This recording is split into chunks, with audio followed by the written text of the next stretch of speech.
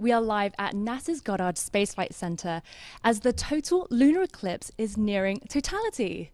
So it's a little bit overcast here right now, but luckily we're going to be taking you to different locations with clear skies throughout the show. So if you have any questions at all about the total lunar eclipse or why NASA is heading back to the moon, send your questions in using the hashtag AskNASA or wherever you're watching this show today. And as you can see, we will have a constant live feed of the lunar eclipse. So thank you so much to our friends at Time and Date for providing that feed. So as you can see, there's a lot of excitement in the air, and we have a lot in store for you as we track the lunar eclipse from North and South America and parts of Europe as well. We have NASA scientists answering your questions, and we also have feeds of telescopes dotted all around the world that are fixated on tonight's celestial event. And there's a chance that you too can see the lunar eclipse as well. So if you do, snap a photo and share it with us on social media or wherever you're watching tonight's episode. There's a lot to talk about, and we have a lot of questions coming in online. But first, let's go over to my co-host, James Traley, who can tell us where we are in the eclipse right now and what's in store for us in tonight's total lunar eclipse. Hey, James, how's it going Julie. over there? Good. There are some extreme microclimates out there, but unfortunately just a couple feet away from you on the other side of the building. It's also overcast and rainy. So not holding out, for a good view from here at least, but we're tracking it all across the world. The view behind me right here is from Cartersville, Georgia, where there's a little bit of cloud cover, but we've got a really nice view coming into focus. Tracking this from around the world as well. We got some feeds from Morocco, all over Spain, and it's just going to be a phenomenal show to view from there. So is this your first ever eclipse? Well, the last lunar eclipse I saw was in 2019 in Mexico City, actually, and it was an amazing experience. What about yourself? It's been, I think, at least a decade for me. It's been a really long time, and I guess I'm going to have to keep waiting as well, but live vicariously through the amazing feeds that we've got out here as well. So how many feeds do we have tonight? Yeah, quite a few. I think I'm tracking at least 8 here so far. There's some that are kind of cycling through for me as well, too, from parts of the west coast of the United States. Out in LA, we've got a really cool view from Ontario, Canada as well. A lot of places are fighting with a little bit of cloud cover, so we'll kind of see how that develops over the night as well. One of the views I'm tracking as well is from Rome, Italy, where as the night goes on, the moon is going to get lower and lower in the horizon. We might even get a view of the Colosseum as well, which would be fantastic as well. But at least for right now, let's learn a little bit more about the science behind a lunar eclipse. If you looked at the moon over the course of a few weeks, you'd probably notice that it looks slightly different every day. The change in its shadow is based on where the moon is in its orbit. We call this cycle the phases of the moon, and it occurs roughly once a month. At least twice a year, however, something quite different happens. The moon passes through the shadow cast by the Earth, causing it to look extremely unusual for a short period of time. From the Earth, the moon will appear to darken and turn a deep red before eventually returning to normal. This is called a lunar eclipse. If we were to look at what happens from space during an eclipse, it would go something like this. First, the moon passes through what's called the penumbra, where the sun's light is only partially obscured. This results in only a slight darkening of the moon. As the moon continues along its path, however, it enters what's called the umbra, where all direct light from the sun is blocked. But if the sun is blocked, why does the moon turn red? When light from the sun goes by the side of the Earth, it passes through a long and thick layer of Earth's atmosphere. Shorter wavelengths of sunlight, like blue, are scattered by the atmosphere, so by the time the light has finished its trip to the moon, more of the longer wavelengths, like red, are left over. On the Earth, the same thing happens at sunset as the ground you stand on gradually passes into night. As the eclipse ends, the moon leaves the umbra, returns to its normal color, and then leaves the penumbra, brightening and resuming its original cycle. Overall, the whole process lasts only from a few minutes to a few hours, so you'll have to be quick if you want to see it. But, as long as you're willing to stay awake, you'll catch the moon as you won't see it too often. So right now I'm joined by science visualizer and our telescope guru for tonight's events, Ernie Wright. Hi, James. Ernie, thanks so much for joining us. It's a pleasure to be here. It's a little bit of a cloudy night, but we're still, tracking this from across the world here. Right now we can actually see a shadow starting to creep a little bit across the moon. Can you tell us where we are right now in the process? Right. I mean, we're a little bit more than 50% covered in the partial phase, and this is where the umbra is starting to track across the moon. In this view, it's a little bit dark, a little bit farther out because of the exposure that they're using, but over the next half hour or so, we should expect this darkness to completely spread across the moon. And then when they change the exposure, because the moon's so dim during totality, hopefully we'll see some red color there too. Very excited about that. And if you're keeping score from home and you want to sync up your events so you're outside at the right moment, there's a good chance that you can capture this from your own backyard. So we want you out there sharing your pics with us as well. We've got the schedule up here. Could you just kind of walk us through some of the highlights? Right. So before we came on even, the partial began, and that's the point where the umbra is starting to cover the moon.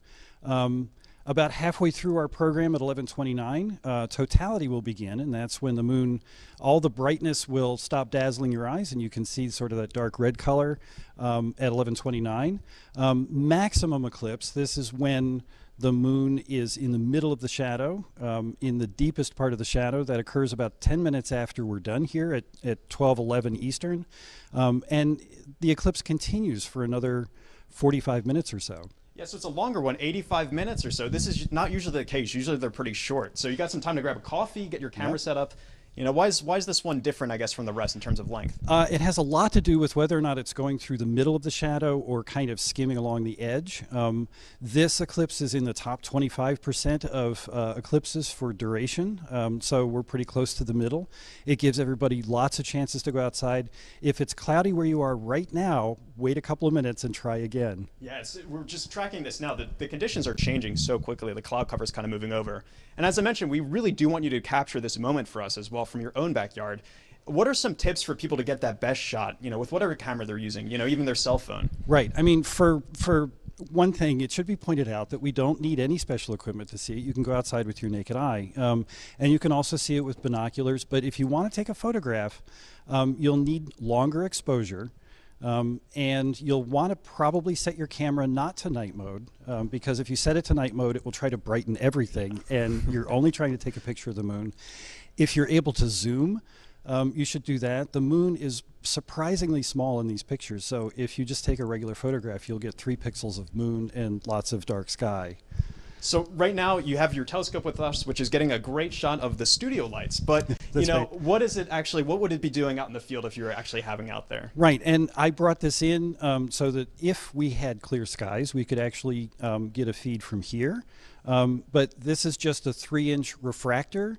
There are 2 basic kinds of telescope. A refractor has a big lens for gathering light, and a reflector has a big mirror. And then I've attached to the telescope just a regular DSLR. And there's a special bit that mates them together. But this allows the camera to look through the telescope as if the telescope were a big telephoto lens. And what we were planning to do, if we had clear skies, was use the live view mode on the camera. And the camera has HDMI out. And so if you had a crowd and you didn't want to line them all up and look through it individually, you could put a TV right next to the telescope, and everybody could see it simultaneously, just like we're looking at it here. Yeah, and stuff is really starting to move a little bit more here now. Even since we started talking, it seems like there's a little bit more coverage as well, too. Yeah, and in fact, as time goes on, from minute to minute, you should be able to see some changes in that shadow. It's going to move very quickly, particularly when we get close to 11:29. You know, the last little bit of bright moon will be there, and as you're watching it, you can see it being covered up, which is pretty cool. When can we expect some of the kind of reddish color to start creeping in here as well? Almost before totality starts. What you really need to do is kind of get rid of all that very bright moon, because that's sort of dazzling your eye.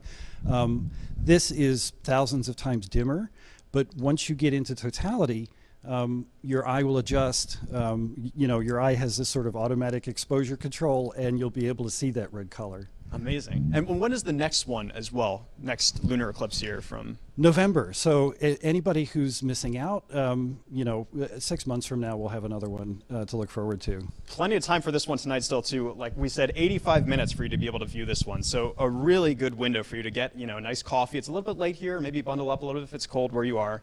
But in the meantime, I understand that Joy has some members of the Artemis program with her to talk a bit more about our next mission to the moon.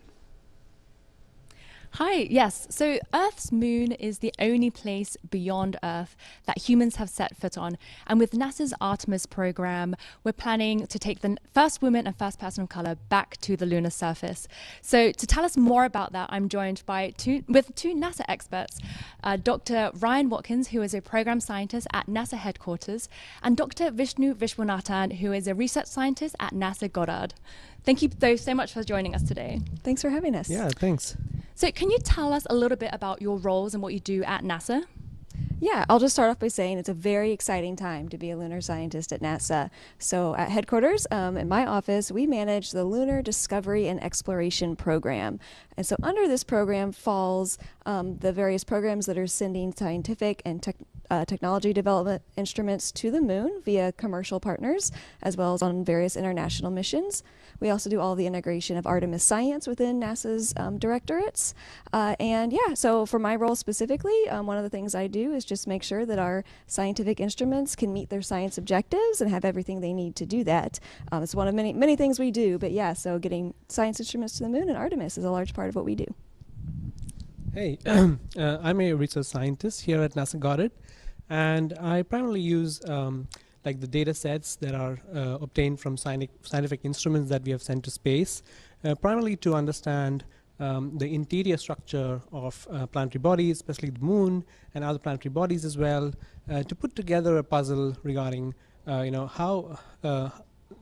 regarding the evolution and formation of the solar system in general. I ask several questions like how is the moon, like was the moon always how it is as we see it in the sky today, or was it oriented in a different manner compared to several billion years ago, or does it have a solid inner core within it like we know for the Earth? And so I'm facilitated by several data sets that we've collected, such as the lunar laser ranging data, where we fire lasers to these mirrors that were left over on the the lunar surface, the lunar near side, by our astronauts and some of the rovers, and as well as the gravity field of the moon that was mapped in high resolution by the NASA Grail mission, as well as lunar topography data, for example, that's obtained from the laser altimeter on the LRO spacecraft, which is now in orbit for 13 years now. So yeah, this is just a great time, as she said, to be a lunar scientist, and I'm really excited to be here. So can we talk a bit about what NASA's plans are for going back to the moon? So we're taking science instruments, a rover, and then humans? Yeah, so we're actually doing a lot to get ready to go back to the moon right now. Like you said, one of the first things we're doing, besides LRO, is sending scientific instruments as well as technology demonstrations to the moon via the Commercial Lunar Payload Services Program, or CLIPS for short. And so this is NASA's way of rapidly acquiring commercial delivery services to the lunar surface. So we have about 7 of these on deck right now, with over 40 instruments that it will be flying to the moon. And as part of this is the rover you mentioned, Viper. So Viper will be roving around looking for volatiles, specifically things such as water ice, in permanently shadowed regions on the moon. So these are areas that either neither or never get sunlight or rarely get any sunlight. So good places for water ice to be contained. So it will be prospecting for these areas. How much is there? What type of deposits do we see? And then how could we possibly use that for future human missions to the moon? Yes, and then culminating with Artemis, sending our first woman and first person of color back to the surface of the moon. And this is a question for you, Vishnu. So you study the moon from Earth. Is studying the moon from Earth during a lunar eclipse particularly exciting for your type of research? Oh yes, absolutely. So for example, right now, like during the full moon phase, right, the surface of the moon is really hot. It gets heated up, something like 250 degrees Fahrenheit, or comparatively or 120 degrees Celsius. So these mirrors that I was talking about on the moon, these are not optimal temperatures for the moon to operate in.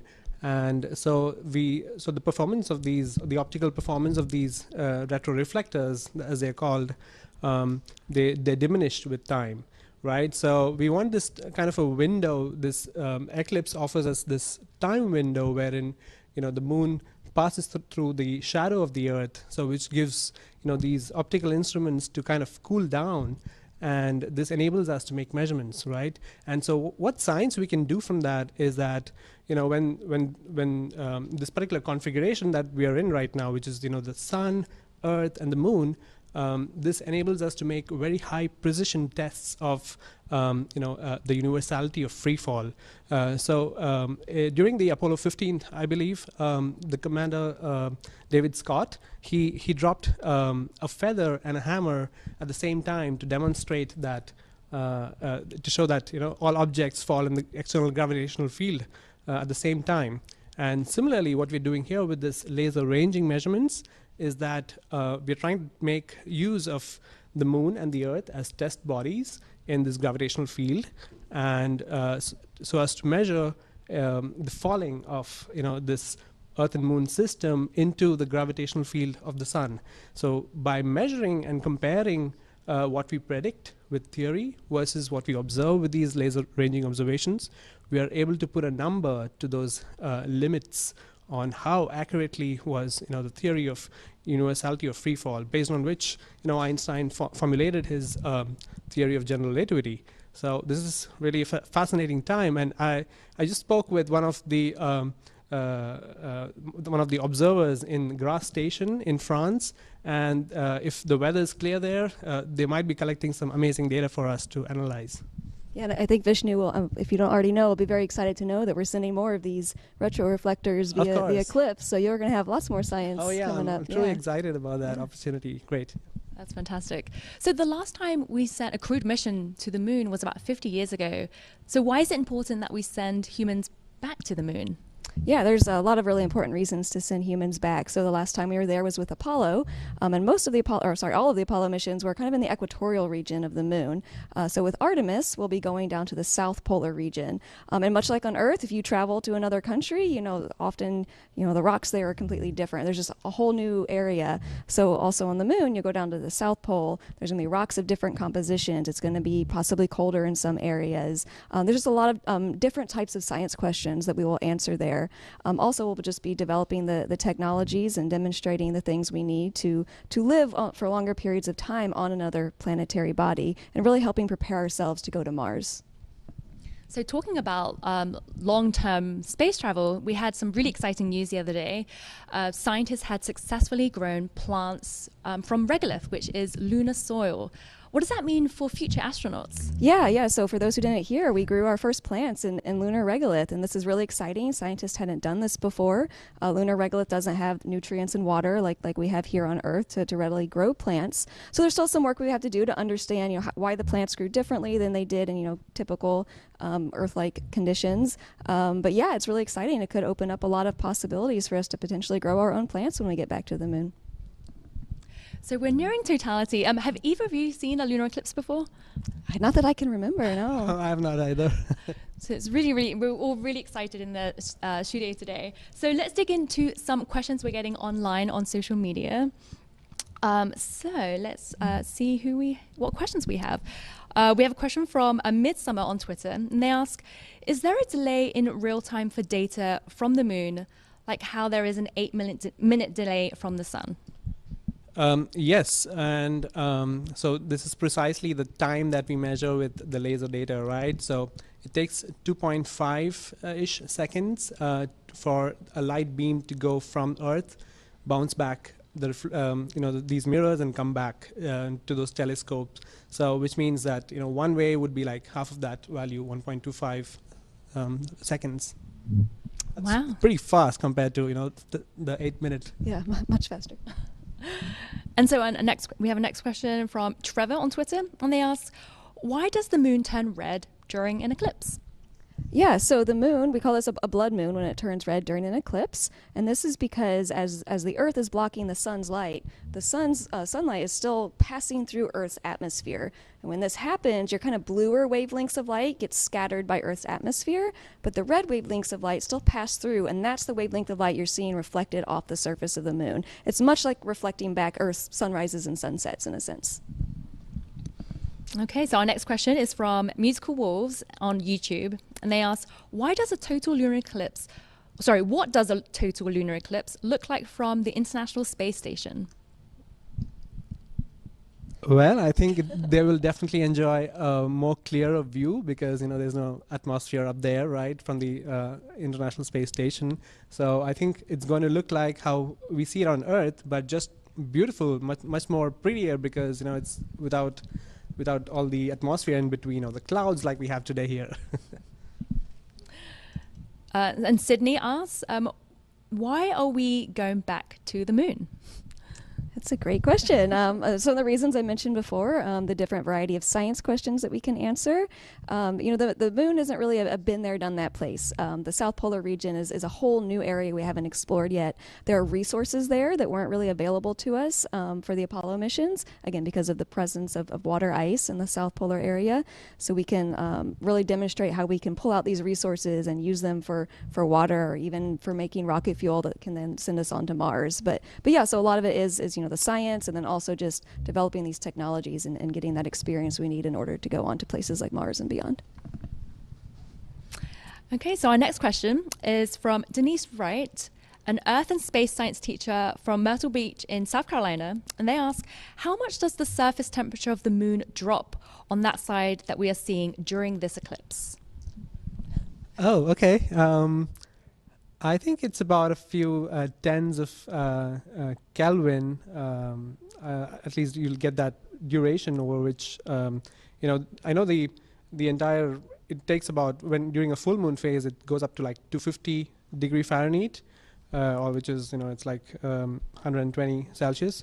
But I think, I'm not very familiar with the exact value because, this is a very long eclipse, which means like, it has sufficient time to cool down, but it takes time for the lunar regolith to respond to it. There's some thermal inertia to it. So I'd say a couple of degrees as a guess. Yeah. I don't have a better guess. So. Okay, so we have a question from Trevor Pollinger on Twitter. And they are asking on behalf of the Pollinger kids, has anyone ever been on the moon during a lunar eclipse? Great question. I believe the answer is no. I don't know if one happened during Apollo or not. I actually am not entirely sure, but I imagine if they had been, they probably would have gotten a good image for us. Oh, yes. I think, what they would be seeing during the lunar eclipse is like just like during the solar eclipse, when you get the totality, you see that annular ring around the moon.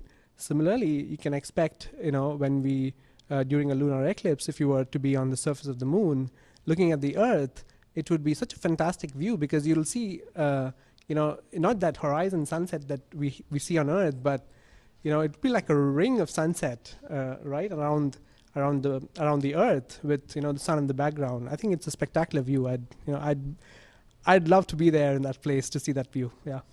So there would be like a red ring around Earth. Is that what you mean? Yes, I think so. Yeah, that's how it would look like. I believe Ernie Wright, at Goddard would, I'm sure he has made a simulation on this that shows that particular video.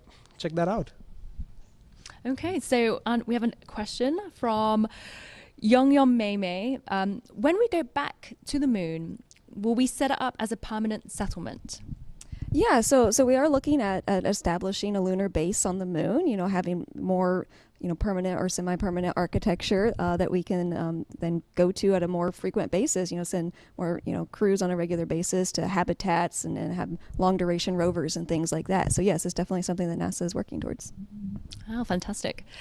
Okay, so our next question is from Arnab on Twitter, and they ask, is a lunar mission launch possible during a lunar eclipse? I mean, not during the launch, but while it's in orbit and maneuvering to get into the lunar orbit. I don't see a reason why not. Yeah. Yeah, I think communication with Earth is one of the most important things, and good conditions to launch off Earth. Yeah, so perfect. the lunar eclipse shouldn't affect those things. Yeah.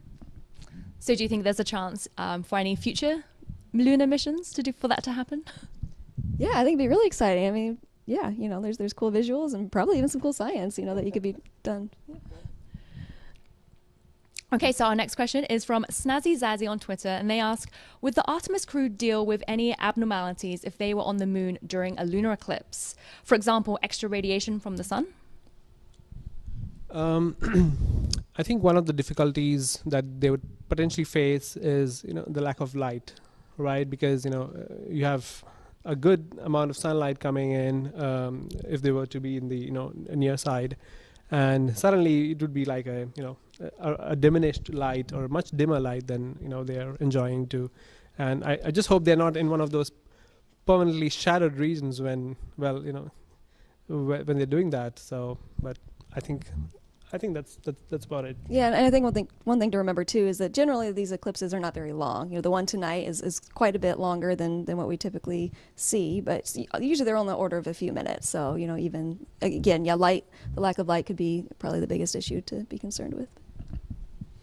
Okay, so we're going to be taking more of your questions later on in the show, but we are nearing totality now, which is really, really exciting. So let's head back to James to see where we are, what we're seeing on the feeds, and what other people around the world are seeing. Yeah, Joy, this is the big moment. If you're keeping score at home, we're just about 4 minutes away from the main event, Totality. And if I swipe back to the screen here, we've been tracking this view for the past couple minutes here in Ouarzazate, Morocco. They have a beautiful clear night there in the desert right now. You can see just the last little sliver of brightness here before the moon is eclipsed here for us. And we're starting to get some really interesting reddish color creeping across. And just before we went on, you were telling me something interesting about the times that we were displaying there. There's, they're not down to the exact second. We have them at like 11:29. Why is that not precise for us? Right. You would think that we know the geometry of the shadow and we can just figure that out. But it turns out that the width of the shadow at the moon is affected by the atmosphere. And of course, the atmosphere on Earth is constantly changing. It enlarges the shadow by about 1% to 2%, but for each eclipse, it's a little bit different. So when we do the calculations, we use an average value, but we don't know precisely what that number is going to be until it actually happens. And this is actually something that citizen scientists can help with. While the shadow is moving across, you can time when that edge hits each crater, and you can do that at the end of totality as well. And this sort of pins down the size of that shadow. So, I think it's probably surprising to people that we're not certain to the millisecond when these things are going to happen. But, science is a little bit messy sometimes. And we don't even fully understand all of the effects that are changing the size of that shadow. So it's an ongoing question. Yeah, and we've been watching them kind of adjusting the exposure a bit of the camera here to get this really dark area of the moon. And a couple of our other feeds as well have been kind of doing the same pattern as well here too. Can you tell us a little bit about this red color we're seeing start to come up here? If I'm understanding correctly, it's a projection of all the sunrises and sunsets? It absolutely is. Yeah. Imagine how beautiful that would be to be on the moon and see it. This is a color that's coming from all the sunrises and sunsets. It's the light filtered through the atmosphere. All the blue light is scattered away. The red light is sort of refracted into that total shadow. And so that's why it's appearing red. It's very possible that the color of this eclipse is somewhat darker than usual because of an eruption in Tonga in December and January. The number of aerosols, particles in the atmosphere, can affect the darkness. And so there's a scale that we rate the darkness. The scale goes from 0 to 4. The scale was invented by an astronomer named Danjon. Right. And so that's another thing that people can do. They can go outside and sort of judge the darkness of this compared to other eclipses. And this one's looking a little dark. Yeah. If you're a bit luckier than us at home and you don't have cloud cover, what kind of things can you see with the naked eye just looking up at the moon at this point? Right. I think even with the naked eye, you can distinguish the dark parts of the moon from the brighter parts. The dark parts are called mare, and these are places where lava has infilled large depressions. So this is Tranquility, where Apollo 11 landed, and Serenity is next to it, and Imbrium is up here. These are basalts. These are like volcanic rocks, and they're very dark. You think of black beaches in Hawaii. Yeah. So you have a geology background, you know about this. And then the lighter parts are called highlands, and these are older. They're more heavily cratered, but they're not filled with lava. And so that's something you can notice right away just with the naked eye. And looking at my watch right now, it is 11:29 here on the East Coast. This is the moment we've all been waiting for, totality here. There's just that last little bit of sliver of light here, so we're just going to sit back and watch this moment happen. Yeah. Wish we could be doing this from outside here in the Rocket Garden I at know. Goddard. Would be really nice, but this is still an incredible view here from Ouarzazate. Well, and one of the things that you'll notice, this bright part is just because of the difference in exposure. So this part of the moon right here is closer to the center of the shadow, and that's where it's darker. So throughout totality, you're going to see this sort of gradient from one side to the other. And so if you're at home, this is the moment to run outside. Keep us in your back pocket, listening on your headphones as you run out there to take some pictures for some play-by-play. But what are some tips for this moment? You kind of went over some earlier here, but this is the moment to take a picture and share it with us wherever you're watching this. Right. Well, and the lovely thing about a total lunar eclipse is that it lasts for a little while. So this is an opportunity just to get outside. It's an outdoor activity. You bring a lawn chair and you kind of sit back and you think about the fact that we're in the Earth's shadow every night. But this night, you are sharing that shadow with a body that's 250,000 miles away. It's the same shadow, which is kind of cool. And I can't help but think about what that view would look like on the moon. Imagine if you're an astronaut up there observing that. I would love that. I think it was mentioned a little earlier. A question came in about whether or not Apollo or any astronaut had seen a total lunar eclipse from the moon. Almost. A plan for one of the Apollo missions was to leave the TV camera pointed at the Earth, and an eclipse was going to take place a few days later, but the camera malfunctioned, and we didn't have that opportunity. Okay. So it's another of the 1,000 reasons to go back. I think the opportunity to see it from there would just be amazing. Yeah, and some questions are coming in from social media here as well, too. James Ito on Twitter asks, how often does this type of lunar eclipse occur? So total lunar eclipses happen about every 6 months, but they're not always visible from where you are. The nice thing about lunar eclipses is that half the Earth can see them, but it might not be the half you happen to be in. So mostly every 6 months. Sometimes it's 5 months in between, and sometimes you can have 2 in a row. And occasionally that 6-month pattern is sort of broken, and what you get is sort of partial and penumbral and less interesting eclipses for a little while. And then suddenly you get a string of totals again. Amazing. And you've had a chance to really study the moon up close with some of the missions from NASA, like the Lunar Reconnaissance Orbiter, to get some really cool visualizations. Can you tell us a bit more about some of those types of things? Right. So this is actually what I do here.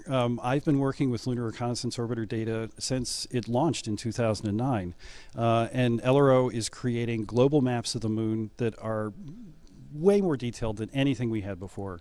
I think people had the impression that since Apollo, we had the moon all figured out, and we actually knew almost nothing about it. I mean, we landed in 6 pinpoints on the surface, and that's what we got from Apollo. But LRO has been mapping the entire moon. We have millions of pictures of the surface. We have a very detailed shape of the surface. We have a record of how the temperature changes on the surface, and this also tells us something about. We got another. Oh wow, yeah. Views coming in here. This is from San Diego. Looks like a beautiful clear night there as well too. Which, we got some questions here on social media. Robert Schloss is asking, does this eclipse here affect the tides? San Diego, they'd be concerned about that with some surfing. How's that going to affect their surfing? Occasionally, I mean, there are king tides, and these are things that happen during full moons and new moons. The eclipse isn't special in that respect, but it is one of those times where you might get a little bit of a tidal effect, but it won't be enormous. You don't have to worry about tidal waves or anything silly like that. Yeah. Let's check out some of the other feeds here too. So this is San Diego. I'm going to check back on Rome, which they look like they have a little bit of cloud cover. We've got some buildings there. You're mentioning that if this was a little bit clearer, you'd be able to see the moon, perched right there. Yeah, because the moon is setting in Rome, it would be low in the sky, and so that was an opportunity to maybe catch the moon with all of this beautiful architecture. Yeah, they're adjusting a little bit. Maybe it'll come into focus here in a second. While they're doing that, let's scroll down here and check out some of the other ones here. This is one from Cartersville, Georgia, the first one I opened with tonight here too. They got some beautiful red color here too. And so there's quite a gradient of the color here as well. You're mentioning that scale, the Danjon scale as well. Right. So you can tell right away that the part of the moon that's deepest in the shadow is over on this side. This is something else that you can see with the naked eye, and the feeds don't fully capture it. If you're able to go outside and see it with your naked eye, the color is amazing. Something I've noticed with a couple of these total lunar eclipses is that the moon looks weirdly almost transparent. It looks like you can see space behind it. It's not really, but it's an effect of that sort of color gradient and the dark red and the surprising darkness of the moon. I mean, this is way darker than a normal full moon. So it just looks weird. And that's one of the things that's fun about it. That Exactly. You can go out and see It's different every time. And we were saying, we were noticing the settings of people's cameras kind of changing here to capture that darkness. It was really stark. I mean, there's parts that were just completely blown out just to really capture, you know, the darkness of the moon. And so let's check back on that Rome one, see if they've kind of pulled this up again. Still looks a little bit cloudy here, but we're back to the Morocco one here, which this has been kind of the winner of the night for me. I've really loved this view that they really have. Has been. Really beautiful weather. Yep. Tycho is very visible right here. Yeah. This is a crater. This is a young crater in the southern hemisphere of the moon, and you can see the rays in full moon. But during a total eclipse, they look even more spectacular, I think. So a question on Twitter, which is kind of a tricky question here. So Abby asks, what's the rarest moon event? That's the kind of thing that you want to go back in the almanac and sort of check through it. But a kind of unusual thing happened just 6 months ago. The November eclipse was a 99% partial. Oh, wow. Okay. It was so close. Yeah, just edging it there. Just getting over to the edge. So it would have looked like this, but with a bright sort of limb there, and it never quite made it into the shadow. That's pretty unusual. You know, certain solar eclipses are unusual too, but to really answer that question, we'd have to go back to the records and find out what the craziest thing was. Yeah. One more question here from Twitter as well here. Amber asks, have there ever been both solar and lunar eclipses in the same year? Yes, absolutely. In fact, that's not uncommon at all. The every 6 months is actually when we're in eclipse seasons. And so both solar and lunar eclipses can happen. There was a partial solar eclipse just 2 weeks ago. Okay. And that was visible in the southern hemisphere, if I remember correctly. But that's not unusual at all. In fact, it's very common to have them paired together. So a solar eclipse either 2 weeks before or 2 weeks after a total lunar eclipse. And we've been talking about the moon quite a bit, obviously, throughout the night here. But let's learn a bit more about why we're going to be going back to the moon just to study so much more science. We are going. The history of this agency is marked with broken barriers, once viewed as impossible, with science fiction turned reality, with innovations that have spun industries all their own, and with demonstrations of peace for all humankind. We soar in the skies of our home planet. We maintain a human presence just outside of gravity, and we touch points all across the solar system and beyond. We're going back to the moon, and this is why. The moon is a treasure trove of science. It holds opportunities for us to make discoveries about our home planet, about our sun, and about our solar system. The wealth of knowledge to be gleaned from the moon will inspire a new generation of thought and action. Without fail, every major program and mission NASA has invested in has led to technologies and capabilities that have shaped our culture. The breakthroughs of the Artemis era will define our generation and the generations to follow. The tens of thousands of jobs associated with propelling us to the moon today are just the beginning of a lunar economy that will see hundreds of thousands of new jobs develop around the world. This is not an ambition of one entity or one country. The exploration of the moon is a shared effort, woven together by a desire for the greater good. Why the moon? Because the missions of tomorrow will be sparked by the accomplishments of the Artemis generation today. Because the ambition to go has already begun. And because Mars is calling. We need to learn what it takes to establish a community on another cosmic shore. So let's camp close before pushing out. And so, we go to the moon now, not as a series of isolated missions, but to build a community on and around the moon capable of proving how to live on other worlds.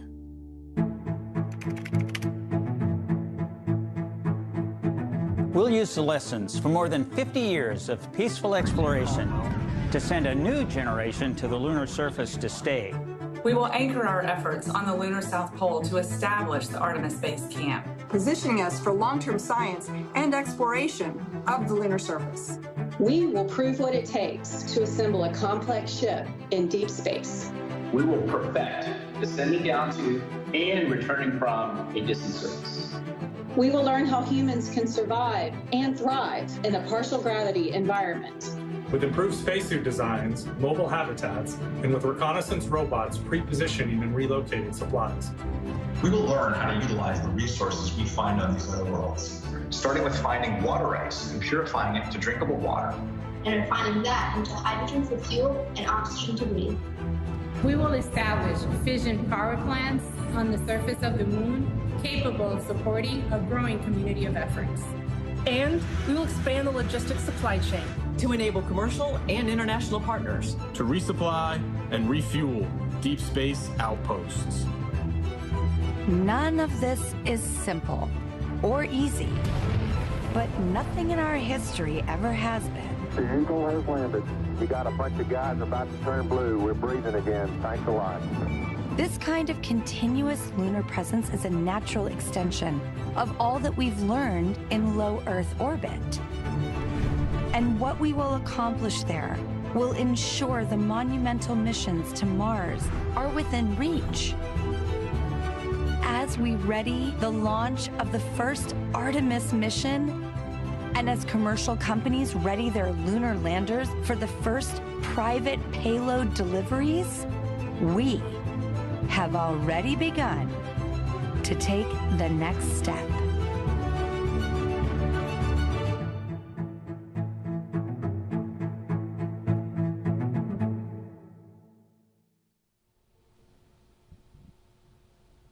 Hello, so we just had a look at all the feeds and the total lunar eclipse looks absolutely stunning. What did you guys think? It was amazing. Yeah, it was I think when I first saw Morocco, the feeds coming in from Morocco, I was like, okay, this is the winner for today.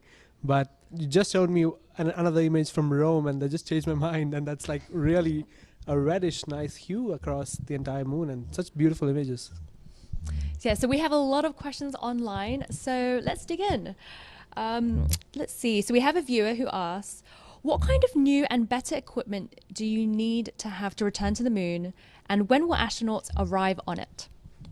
Yeah, there's a lot of different and new equipment or improved equipment that we're looking at for the moon. One of which I think I've mentioned a few times is that we're looking at using the resources that are on the moon. We haven't done this before. So all sorts of new technologies, whether it's drills or just systems that can extract oxygen and water and things from the lunar regolith. These are all new systems. We're improving things like our precision landing. You know, how accurately can you land where you want to land, and how well can you avoid obstacles like craters and boulders and things. So those are some things related to landing. But yeah, different sampling techniques for the astronauts, all sorts of new technologies, which is really exciting because these will be useful for Mars and also for our lives on Earth. As far as when they're getting there, NASA's targeting 2025 for our first crewed mission. And so you mentioned it will be useful for us on Earth. Could you tell us more?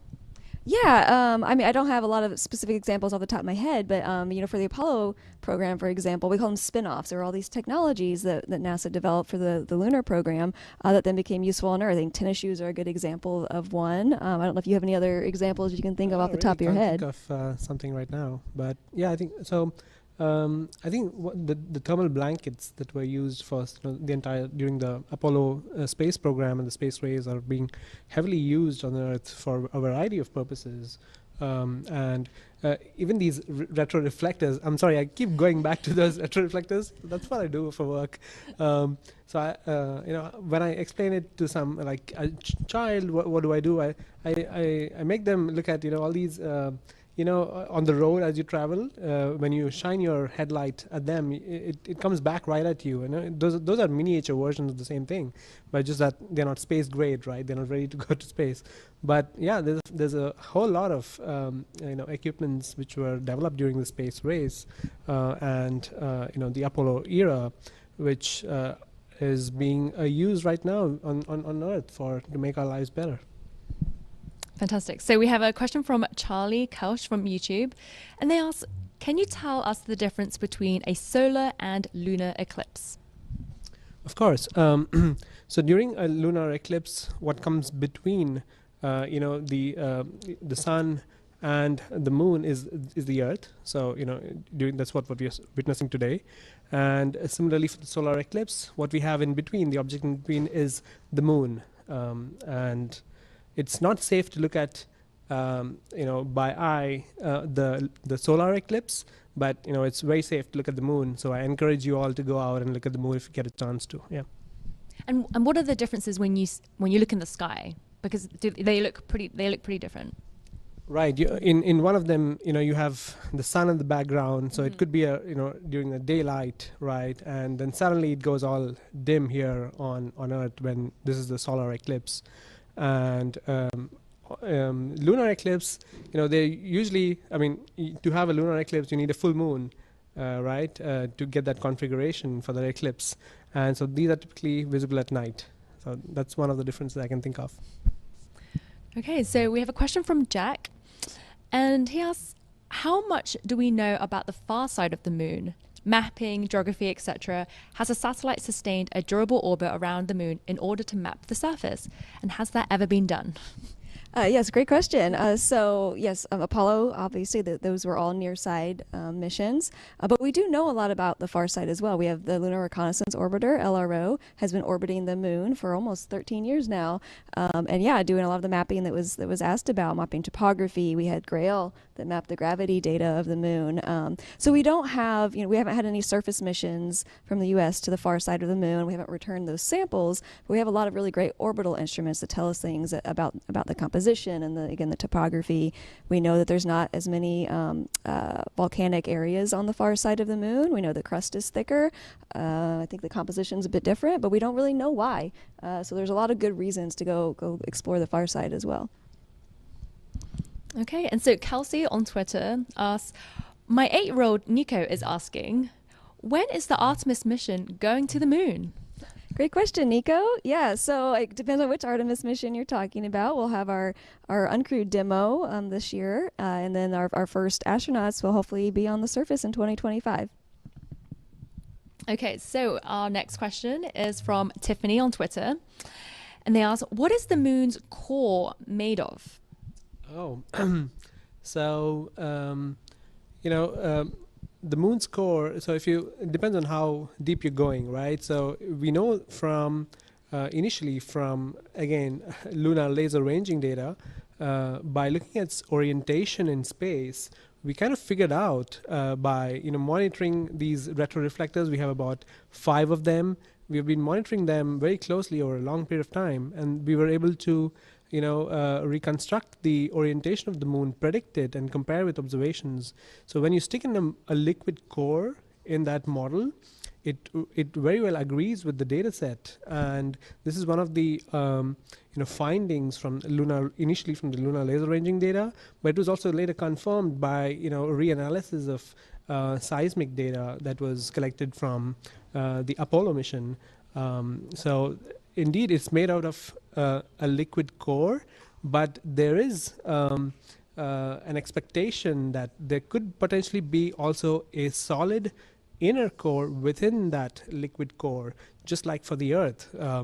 And this is currently, in research, and we still don't have a very strong evidence suggesting that the moon has a solid core, but some of the samples that were returned from the moon during the Apollo missions, they had remnant magnetism in them, and those are signs that at some point in time the moon had an active magnetic field, and so that potentially magnetized these rocks that were returned. But currently we know that there's no magnetization.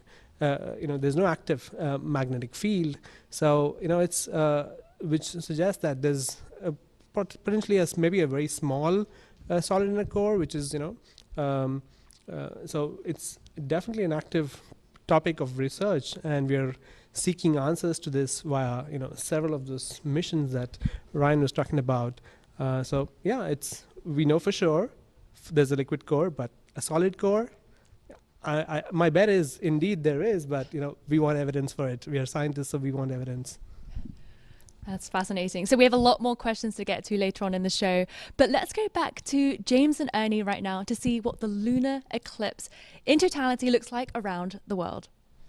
Yeah, thanks so much, Joy. We were just looking at a feed from Nebraska a second ago, just switched off, but they had the most red-looking moon. It was incredible shot. It was beautiful, wasn't it? Yeah, we were tracking this earlier. The weather looked really nice from Nebraska, so they must have had a beautiful, clear night there. Yeah, in fact, I was saying earlier tonight that's the clear part of the country. That's the part that's not affected by clouds, and it turned out somebody was there watching. That's great. Amazing. Yeah, and so a couple questions have come in on Twitter as well here, too, and I think you can really speak to these very well. Karthik asks, why do lunar eclipses happen rarely and not every 28 days? Right. That's a great question. And it's because the moon's orbit is slightly tilted. So 5 out of the 6 months, the moon is going to pass either underneath the shadow or above it. It's only when you get that tilt oriented just right so that the moon is going right along that line that connects the Earth and the Sun that you get lunar eclipses and solar eclipses as well. Those are related. So a lunar eclipse is always the full moon, a solar eclipse is always the new moon, so they're at opposite ends of the orbit. But that's what eclipse season really means. It's when that tilt is oriented in such a way that it's sort of crossing through the center line. Got it. Amazing. And, you know, if you're just tuning in, too, this is really going on quite a bit longer after our broadcast here as well, too. So, you know, stick around, put on another pot of coffee if it's getting late for you wherever you are in the world, and just take your time to observe and really enjoy this view here, too. Another question from Twitter from Lucas. He asks, how do you calculate the next lunar eclipse, or any eclipse for that matter? So that's something that we've actually gotten very good at. The calculation of the position of the moon, the Earth, and the Sun. And these are the critical elements that you need in order to understand when an eclipse is going to happen. We can predict those 100 or more years into the future. And what you need to do is just roll that clock forward while you're doing the calculation and find out where everything lines up again. And that's basically how you do it. A little bit dark here. This is, I think, San Diego. Oh, there's the feed. This is the one that we were seeing. Let's pull this one up big here. This is an absolutely stunning view out in the plains of Nebraska. Gorgeous, gorgeous shot here of the moon. Really love this one as well. And so, unfortunately, here it stayed cloudy for us. A lot of thunderstorms, but I was actually able to visit the moon from our own Goddard Visitor Center. It was a lot of fun. You know, we got a nice close-up view of it here. Hoping for a bit better weather, you know, for the next lunar eclipse down the line here as well. So we'll see how that goes as well. Joy, how was your trip up to space today? Yes, I highly recommend going to NASA's Visitor Center in Greenbelt, Maryland to go to the moon yourself as well. So we have a lot more questions from social media, so let's get chatting. We have a question from TJ on Twitter, and they ask, why do we have to wear special glasses during a solar eclipse, but not during a lunar eclipse? Well, you know, the solar eclipse, during a solar eclipse, you're looking at, you know, the sun in the sky, and you don't want to look at the sun directly because of all the harmful radiation, such as like UV light, etc., that's coming in at all times. You should never look at the sun, right? So even during the solar eclipse, what happens is, you know, you get that really drop in, you know, sunlight, and so you have a really dark place, and suddenly when the moon you know, moves away, you get this sudden bright, so which can damage your eye. So that's why they recommend you to wear a filter. Whereas for the lunar eclipse, you're looking at just like looking at a moon during a full moon, or a waning, or a, you know, during the other phases of the moon, is the light which is bounced off from the sun and then coming to you. So that's much less bright, and, you know, they're not as harmful as that looking at the solar eclipse. Okay, so we have a question from Nip Per on NASA Moon Facebook, and they ask, with the moon receding from the Earth about 2 centimeters per year, how long will it be until there will be no total eclipses? Or by mega coincidence, will the sun shrink at the same ratio? That's a really great question, and I don't know that I know the answer. Can we shout that one over to Ernie? I think, I mean, we can make that calculation because, you know, we have the models that can extrapolate it based on the current data sets that we have to the future. But, you know, at some point we you're not going to be able to witness like a total solar eclipse either, because we'll have the moon becoming smaller and smaller as it goes away. But it's a calculation that needs to be done before it can be answered. It won't be in our lifetimes. Yeah. Okay, so we have another question. Mauricio Leco Electronic on YouTube asks, is there gravity on the moon? Yes, the gravity on the moon is 1/6 that of Earth. So that's why if you see videos of the Apollo astronauts, they kind of look like they're hopping around, kind of almost in slow motion, like, because there is gravity. It's just not quite as strong as ours. Okay, so we have Loudon on Twitter, and they ask, why are lunar eclipses only visible from certain locations? Oh, I think so. To be in that shadowed region, right? So the moon's orbit is slightly inclined. So what happens is there are only specific points in the orbit where you can have that shadow. So as long as the moon is visible in the sky, when the moon is passing through that shadow of the Earth, you'll be able to see that, and that's probably why. Okay, so that is all we have time for today. Thank you both so much for answering everyone's questions online. Yeah, thanks for having us. Yeah, pleasure. And thank you to everyone joining us at home for this remarkable experience. Remember, Totality ends at 12:54 a.m. Eastern Time. So if it's not cloudy where you are, I recommend you head outside and check out the red moon. If you want to learn more about the moon, head to moon.nasa.gov. And if you want to learn about NASA's latest research around the moon, follow us on NASA Moon on Facebook and Twitter. And we will be continuing to stream the lunar eclipse on moon.nasa.gov. So head over there so you can check out the lunar eclipse at different locations across the world. And mark your calendars for the next lunar eclipse, which will be on November 8th. Until then, see you next time.